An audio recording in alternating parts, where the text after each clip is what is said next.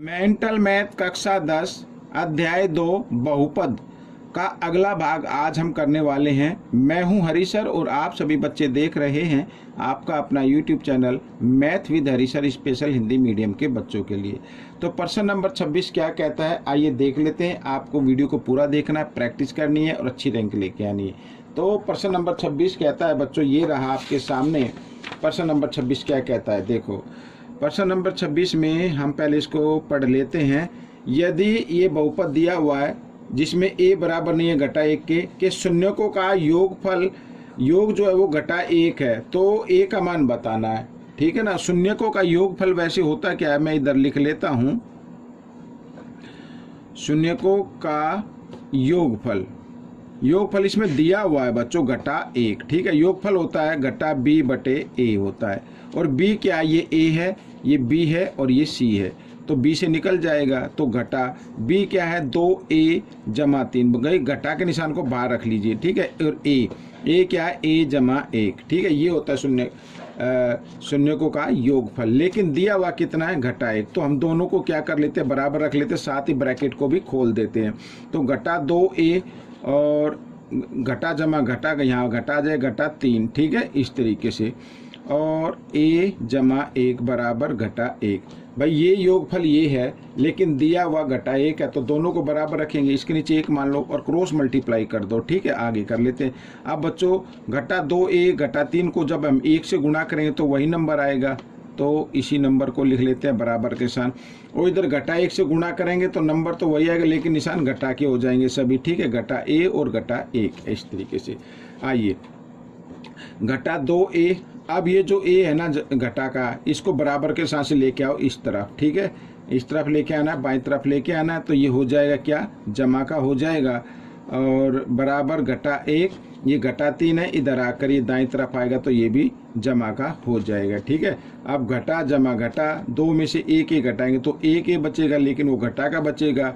और जमा घटा घटा, ठीक है, तो यहाँ पर 3 में से 1 गया तो कितना आएगा, 2 आएगा।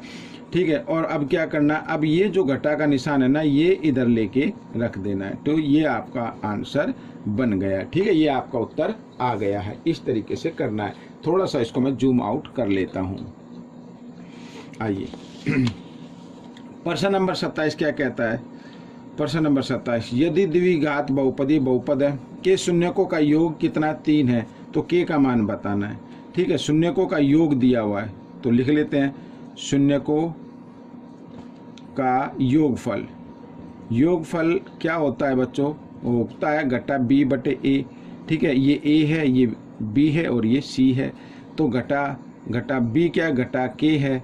ठीक है, और a क्या है, 3 है, ये होता है। लेकिन दिया हुआ कितना 3 है, तो दोनों को हम क्या कर देंगे, बराबर रख देंगे। घटा घटा क्या होता है, जमा होता है, तो यहाँ पर लिख लेते हैं प्रश्नानुसार। ठीक है ना। तो घटा घटा जमा हो गए, घटा घटा जमा हो गए, और k बटे 3 और बराबर ये योगफल यहाँ मैंने लिख दिया जो कि दिया हुआ है। ठीक है, तो 3 इधर किस रूप में, भाग में, इधर आकर ये गुणा में हो जाएगा। तो 3 गुणा 3 तो बराबर कितना आ गया, 9 आ गया। तो k का मान कितना आ गया बच्चों, 9 आ गया। ये आपका उत्तर निकल गया। ठीक है, आइए करते हैं प्रश्न नंबर 28। प्रश्न नंबर 28 क्या कहता है, देखो यदि बहुपद का एक शून्यक दूसरे का व्युत्क्रम है। ठीक है, एक शून्यक दूसरे का क्या है, व्युत्क्रम है, तो p का मान बताए। तो p का क्या मान बताना है, ये। और ये p कहाँ पे, c पर है, तो c कहाँ पे आता है, शून्यकों के गुणनफल में आता है। ठीक है, तो माना हम इसमें शून्यक मान लेते हैं। पहले माना पहला शून्यक क्या है, ठीक है, शून्यक है, ये अल्फा मान लेते हैं। तो दूसरा क्या होगा, दूसरा शून्यक क्या होगा, जो पहला है उसका क्या है, व्युत्क्रम है, इस तरीके से। ठीक है, ये कर देना है। हो गया, समझ में आया। अब देखो शून्यकों का गुणनफल, शून्यकों का गुणनफल क्या होता है बच्चों, ये हो गया इस तरीके से। ठीक है, ये शून्यकों का गुणनफल कर दिया, बराबर किसके आएगा, c बटे a के आएगा। और c क्या है बच्चों, यहाँ पर अगर मैं देखूँ तो यहाँ पे सीधा ये लिख लीजिए घटा p बटे 1। ठीक है, इधर लिख लेते c बटे a। ठीक है, c बटे a किसके बराबर है, घटा p बटे a के बराबर है, ऐसे कर लेना। अब बच्चों ए से ए कैंसिल हो गया, ठीक है, तो क्या आ गया, 1 बराबर घटा पी आ गया, और या पी बराबर 1, ये जो इधर घटा का निशान है ना, इधर घटा का निशान, इसको हटाकर आप इधर लगा दे, ठीक है, तो पी का मान आपका आ गया। ये प्रश्न आपका हल हो गया। प्रश्न नंबर 29 कर लेते हैं बच्चों, ये रहा। तो प्रश्न नंबर 29 भी कर लेते हैं, ये रहा आपके सामने। क्या कहता है, प्रश्न नंबर 29 कहता है, ठीक है, पी का मान बताइए जिसके लिए घटाचार बहुपद, ये बहुपद का शून्यक है, ठीक है, तो इस बहुपद को मैं इधर लिख लेता हूं, तो x की 2 घटा 2x और घटा ब्रैकेट घटा 7p जमा 3, इस तरीके से, और इसको 0 के बराबर रखना है, ठीक है ना, या इसको आप ब्रैकेट खोल लो, x की 2 घटा 2x और घटा 7p हो गया।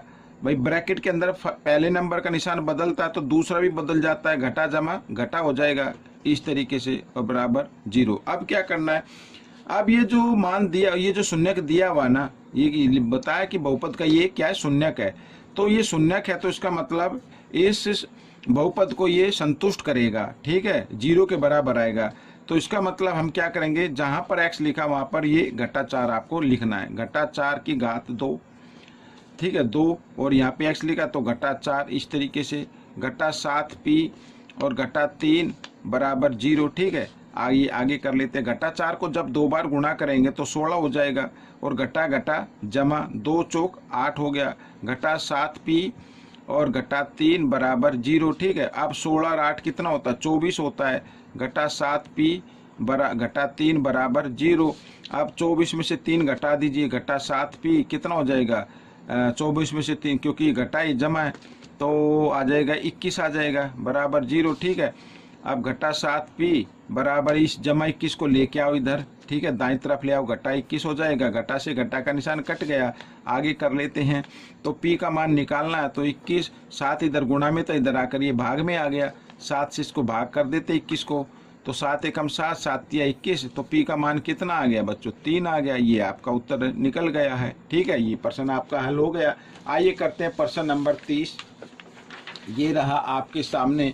प्रश्न नंबर 30 क्या कहता है, देखो, यदि बहुपद ये बहुपद दिया हुआ है, a 0 के बराबर नहीं है, का एक शून्य क्या 1 है, तो a का मान बताना है। भाई a का मान बताना, ये 1 शून्य किसका 1 है ना, तो आपको क्या करना है, मैं यहाँ पर कर देता हूँ, इस बहुपद को इधर लिख लेते हैं, ठीक है। अब ये जो है ना 3x, ठीक है, ये भी x भी गुणा के 3 भी गुणा में, तो ऐसे कंफ्यूज करने के लिए ये दे दिया जाता, आपको नहीं करना है ऐसा, तो आप इसको सीधा लिख दीजिए इधर, घटा 3x ऐसे लिख सकते हो, और a घटा 1, ठीक है, घटा 1 इस तरीके से, ठीक है।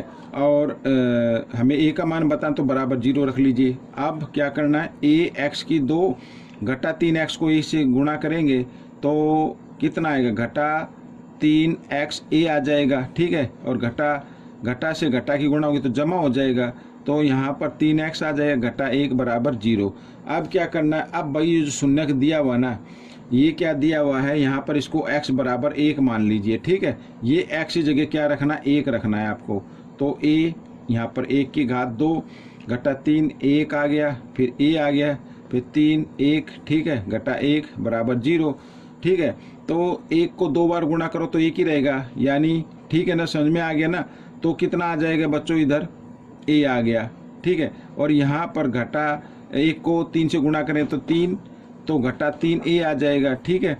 भाई ये जो घात है ना, ये 1 ही नहीं है, कभी 1 को भी 2 लिख दो इधर, ठीक है, और 3 एकम 3, घटा 1 बराबर 0। अब देखो बच्चों, घटा 3a और घटा a, ये घटा a जमा घटा 3a और 1a कितना हो गया, 2a हो गया, वो भी घटा का बड़े नंबर के सामने घटा है ना, तो यहाँ भी 3 में से घटाएंगे तो कितना आएगा भाई, 2 आएगा, जमा का 2 आएगा, बराबर 0।